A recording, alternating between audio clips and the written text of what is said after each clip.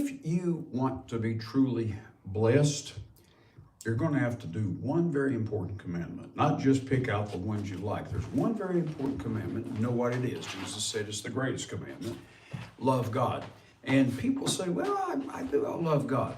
Well, do you love him with all your heart? Well, yeah, I mean, basically, as far as I know. Let me show you how to love God. Jesus said, of course, we're to love him with all of our heart, but here is what he said. Where your treasure is, that's where your heart will be. Yeah, if you want God to bless you, and if you want to live a happy life and a life of joy, and if you want to have the fruits of the Holy Spirit in your life, the first one being love, it mentions Galatians 5:22, love, joy, peace, long-suffering, and so on.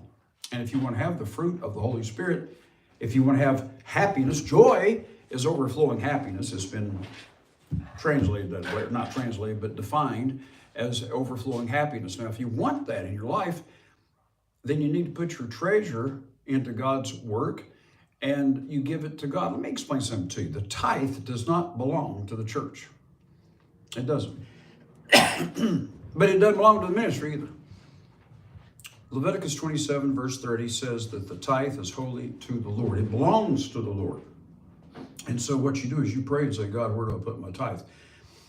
Some people put their tithe in a dead church that's not doing anything.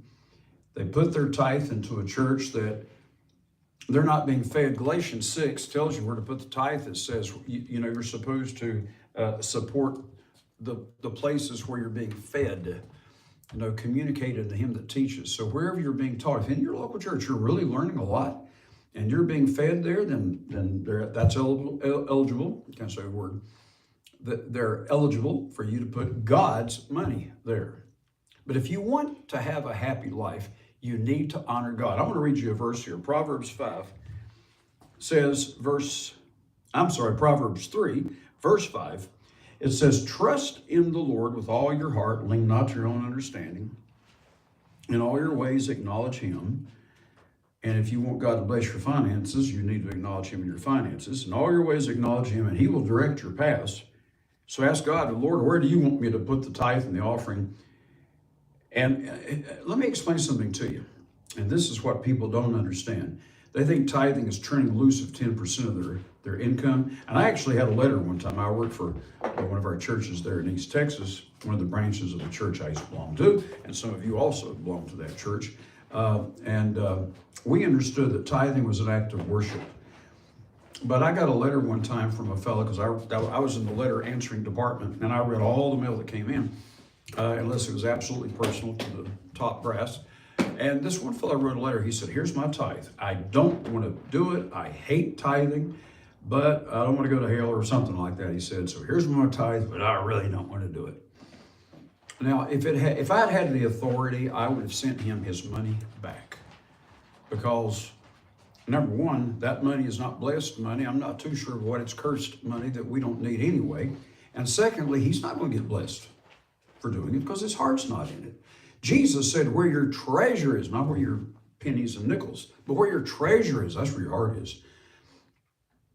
I'm thinking of a guy now that I can walk into his house at any time, and there are all these, I won't tell you what it is because I don't want to identify him. He may be watching, but he's got all this stuff up on the wall and in his living room, and you can tell where his heart is by the things he's purchased. He spent hundreds of dollars on these things. And I'm not saying that's wrong, but out of these hundreds of dollars that he has spent, anybody can go into his house and tell where his heart is.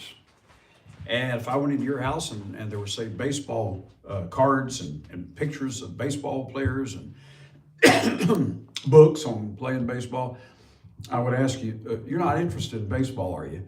You can tell where a person's interest is by where they put their money.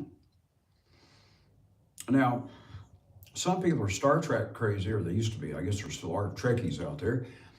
And they've watched every Star Trek episode there is, and they buy the copies and the toys, the action figures or whatever. I mean, who in the world does that? I guess people that need to get a life, probably. They don't really have a life to do that. Anyway, that's my opinion. But where you put your money, that's where your heart's going to be. Now, if you're to love God with all your heart, then you need to start honoring him with your treasure. Now, let me read the rest of this. You're to trust in the Lord with all your heart. How are you to love him? With all your heart. Don't lean to your own understanding. Now, listen to verse 6. In all your ways acknowledge him. Do you want God to direct you? Then you need to acknowledge him in all your ways. That includes your finances. And it includes other things too, how you spend your time and so on. Now, verse 9. Honor the Lord with your substance. Every time I buy a car, I dedicate that car to God, and I say, no, God, you want me to take people to church? You want to go pick them up? Is there some way that I can use this car to honor you? And with the first fruits of all your increase. So if you're a dairy farmer and you have an increase in milk or cattle or whatever the first fruit would be, whatever the tithe would be from that. If you're just a vegetable farmer, or my grandpa used to raise cotton, whatever the tenth would be, you'd honor God with that first fruit. So shall your barns be filled with plenty. In other words, God's going to bless you. You and I don't have a barn in all likelihood, but I'll tell you what we do have. We have a savings account. And I'd like God to bless my savings account. What was a barn to a farmer? It was where he put all of his harvest. And God is going to give you a harvest, and it's going to burst out, but not because you turn loose of your money, but because you honor God. Let me tell you real quickly, in the time I have left, about another minute and a half here. The way I tithe, I don't come to church and write a check and drop it in the plate like most people do. We have a tithe box actually here. This is where we have our church, and we don't pass the plate. I never have. We put a box back there. But here's how I pay my tithe. I don't pay when I come to church. I pay it at home. I sit in my recliner and I write the tithe, plus I write an offering. I usually make it 2 checks. I've been doing this for years, but here's how I tithe. Jesus said, when you pray, enter into your closet and close the door and pray in secret. I honor God by paying my tithes directly to him in my prayer closet. I kneel down before God. I lay my hand on those checks and I say, God, this is your money.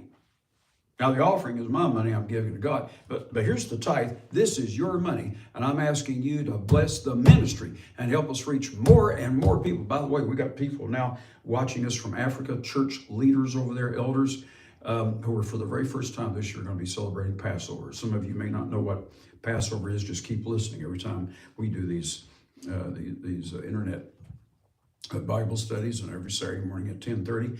But, people are being blessed. And for those of you who are tithing and giving to this ministry, I'm telling you, it's doing a job. It's reaching people not only here in America, but in different countries of the world. All right, now, let me read the rest of this. Let me read this again. He said, honor God. I was talking to a man that I knew personally. His name was Ronald L. Dart. He was a minister in the church I used to be a part of. And he was one of the top ministers. And he and I had a private conversation one time, and we both agreed that tithing is acting out your worship. Tithing is an act of worshiping God. And how do you honor God? Jesus said, where your treasure is, that's where your heart will be. And if you want to love God with all your heart, but yet you're not tithing, don't you lie to me and say, I love God with all my heart. Now, here's what people will say. Now, I got to quit here. Got to quit. But I'm running out of time. But here's the thing. People say, I can't afford to tithe. Yeah. There's a good chance that when you start tithing, you won't be able to afford it. But you just do it to honor God. Don't do it to get blessed. Seriously, don't tithe to get a blessing. Tithe to honor God. I lay my hands on it. Lord, this is your money. I'm rendering it back to you. Jesus said, render to God that which is God's. All right, well, here's the tithe. And Lord, here's an offering to boot.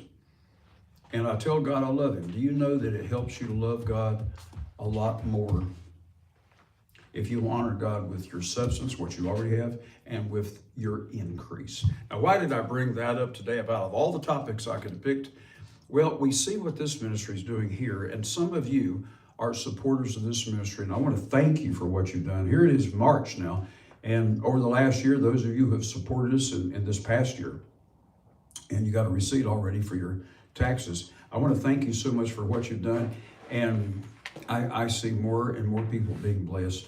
I want you to be blessed. And when you put your money into God's work, you're blessing others, and you're going to get a harvest yourself. There's a lot more to say, but I'm out of time. But be sure to watch us every time. We're usually here on Mondays and Thursdays doing these 8 to 10 minute Bible studies. Be with us this coming Saturday at 10:30 Eastern time for a whole hour. And right now we're going through the book of John. in preparation for the upcoming Passover season.